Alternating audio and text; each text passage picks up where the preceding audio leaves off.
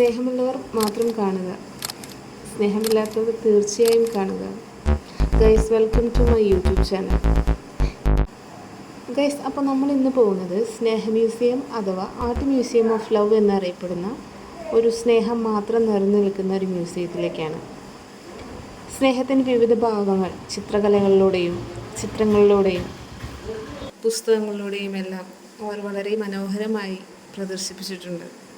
സ്നേഹം എന്നത് കേവലം പ്രണയിക്കുന്നവർ തമ്മിലുള്ള വികാരം മാത്രമല്ല, അത് ഒരു അമ്മയും കുഞ്ഞും, അല്ലെങ്കിൽ മനുഷ്യനും പ്രകൃതിയും തമ്മിൽ, അല്ലെങ്കിൽ പല തരങ്ങളിലൂടെയുള്ള ഒരു ആത്മബന്ധമാണ്.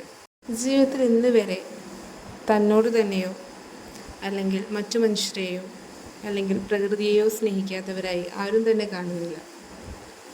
സ്നേഹിക്കുക എന്ന് പറയുന്നതാണ് നമ്മളെ ജീവിക്കാൻ പ്രേരിപ്പിക്കുന്ന ഒരു ഇമോഷൻ എന്ന് പറയുന്നത്. സ്നേഹം എന്നത് ശരിക്കും ഒരു മെമ്മറി സൂക്ഷിപ്പുകളാണ്.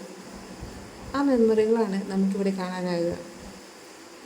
പുതിയ പഠനങ്ങൾ പറയുന്നത് ഈ ആർട്ട് മ്യൂസിയം പോലെയുള്ള മ്യൂസിയങ്ങൾ കാണുന്നത് മനുഷ്യൻ്റെ മാനസിക ഉല്ലാസത്തിനും മാനസിക ആരോഗ്യത്തിനും കൂടുതൽ പിന്തുണ നൽകുന്ന ഒന്നാണെന്നാണ്.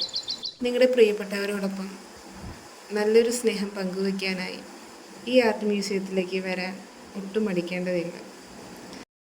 സ്നേഹിക്കുന്നവർക്കായി ഈ വീഡിയോ പങ്കുവയ്ക്കുകയും ചെയ്യാം. Thanks for watching.